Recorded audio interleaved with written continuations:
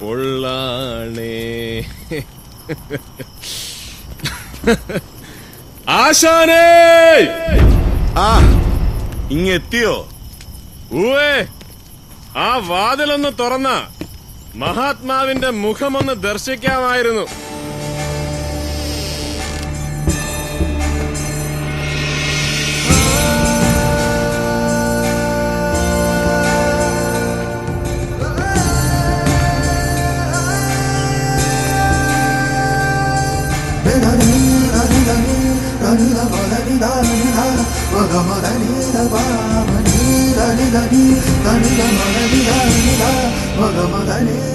കാണാതെ വന്നപ്പോ എന്റെ കുട്ടിക്കുറുമ്പൻ ആശാനെ മറന്നു എന്ന് വിചാരിച്ചു. അങ്ങനങ്ങ് മറക്കാൻ പറ്റുകയല്ലോ. അതല്ലേ ഈ കൊച്ചുകുഞ്ഞിന്റെ ജന്മവിധി. ഭൂമിയിൽ ഒരു മകനും നിയോഗിക്കപ്പെടാത്ത അഗ്നി പരീക്ഷണം. ഇതെന്നാ?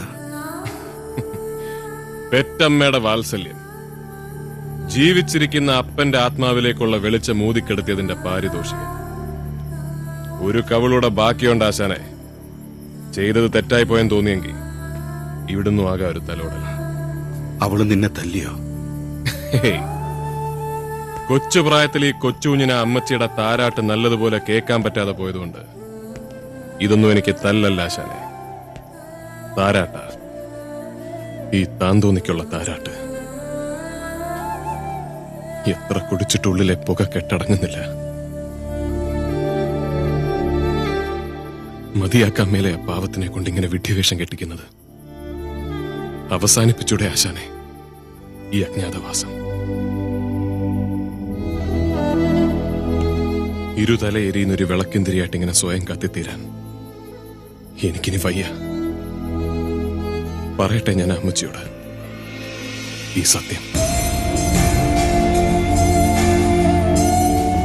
മുഖത്ത് തല്ലി രണ്ടിൽ ഒരാൾ മതി ആ വീട്ടിലെന്ന് പറഞ്ഞ അമ്മച്ചി എന്നെ ഇറക്കി വിട്ടപ്പോ ഒരാവർത്തിയല്ല 1000 തവണ മനസ്സ് പറഞ്ഞു, കഥയറിയാതെ കരഞ്ഞു തീരുന്ന ആ പാവത്തിന്റെ കൈയും പിടിച്ച് ഈ മലയൊന്ന് കയറി വന്നാലോ. ഭർത്താവ് ജീവിച്ചിരിക്കെ വിധവയാകേണ്ടി വന്നവളാണ് എന്റെ കത്രീന.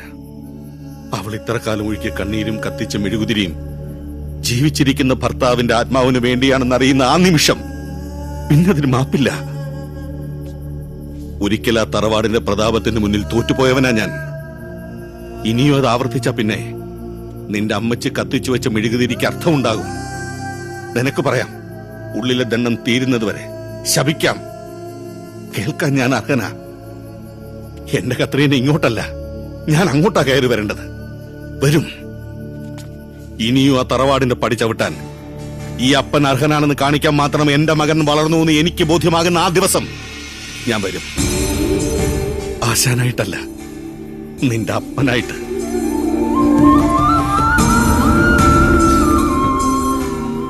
മതി ആശാനെ, എനിക്കിത് മതി. ഇനി കഥയും കണ്ണുനീരും ഒന്നും വേണ്ട. 1000 പ്രാവശ്യം എനിക്ക് തന്ന് മോഹിപ്പിച്ച ഈ ഉറപ്പ് ഒന്നുകൂടി പറഞ്ഞു കേൾക്കാനാ ഇങ്ങോട്ട് കയറി വന്നു. ഇനി ആ ചോളം വാറ്റി ഐറ്റം വല്ലതും ബാക്കി ഇരിപ്പുണ്ടെങ്കിൽ ഓരോന്നൊഴിക്ക്, ഒന്നാറി തണുക്കാനാ. എന്നിട്ട് എനിക്ക് ആശാന്റെ മാസ്റ്റർ പീസ് ഒന്ന് കേൾക്കണം. എന്റെ അമ്മച്ചിയെ വഴിതെറ്റിച്ച അല്ല, നല്ല വഴിക്ക് നടത്തിച്ച ആ മാസ്റ്റർ പീസ്.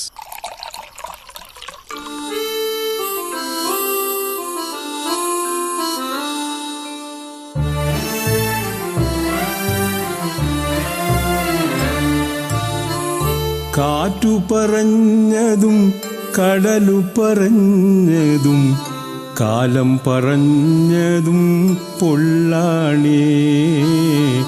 കാലം പറഞ്ഞതും പൊള്ളാണേ.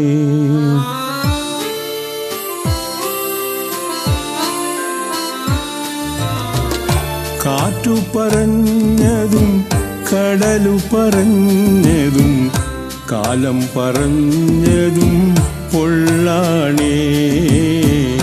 കാലം പറഞ്ഞതും പൊള്ളാണേ. പൊള്ളല്ല പൊന്നേ ഉള്ളകമാകെ പൊള്ളുന്ന നോവാണേ.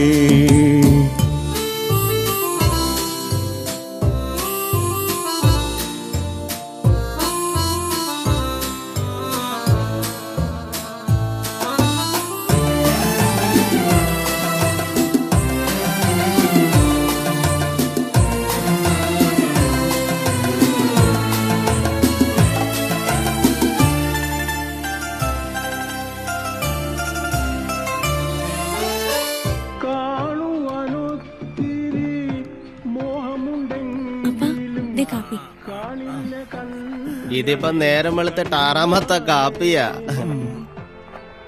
എടാ എന്റെ കത്രീനെ കൊച്ച് കാപ്പിയിട്ട് തന്ന ഈ ഒരൊറ്റ ഇരിപ്പിന് 6 അല്ല 12 എണ്ണം വരെ പോവും. എന്റെ മറിയാമ്മയുടെ കൈപ്പുണ്യ എന്റെ കൊച്ചിന് കിട്ടിയിരിക്കുന്ന.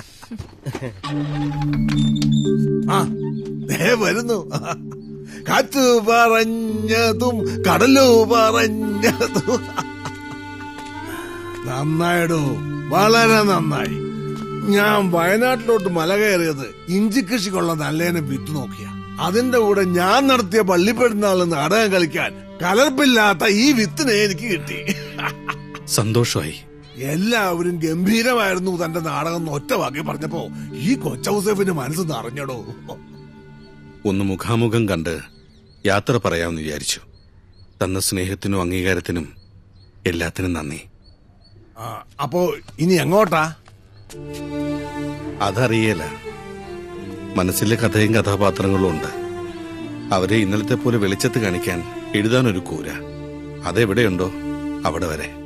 ആ കാണുന്ന കൂര മതിയാവുമെങ്കിൽ അന്നം മുടങ്ങാതെത്തും വടക്കം വീട്ടിൽ നിന്ന്. കലാകാരനും കഥാപാത്രങ്ങളും ഒക്കെ ആയതുകൊണ്ട് ഇഷ്ടാവോന്നറിയാൻ മേല. ബോധ്യമാവുമെങ്കിൽ നാടകം ഇഷ്ടമുള്ളിടത്ത് നടത്താം, കിടത്തം അവിടെയാക്കാം. എന്നാ ശങ്കര, ആ വാതിലൊന്ന് തുറന്നു കൊടുക്ക.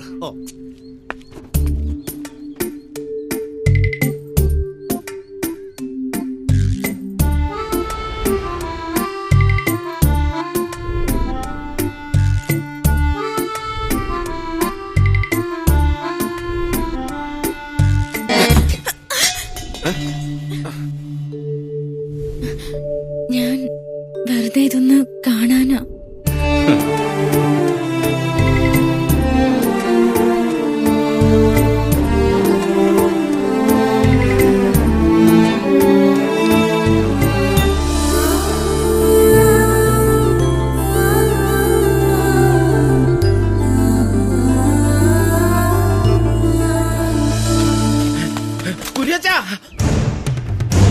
എന്നെ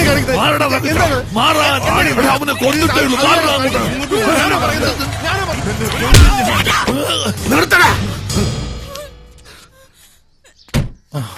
അപ്പാ, നമ്മുടെ കത്രീനെ ഇവൻ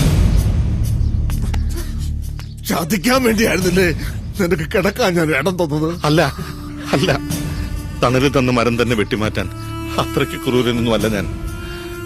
ഇതുവരെ കിട്ടാത്ത സ്നേഹവും അന്നു ഇവിടുന്ന് കിട്ടിയപ്പോ ജീവിക്കാൻ ഒരു കൊതി തോന്നി.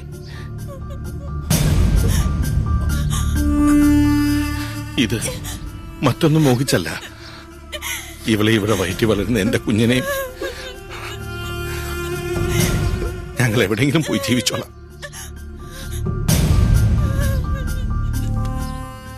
അനുവാദം തരണം, അപേക്ഷയാണ്.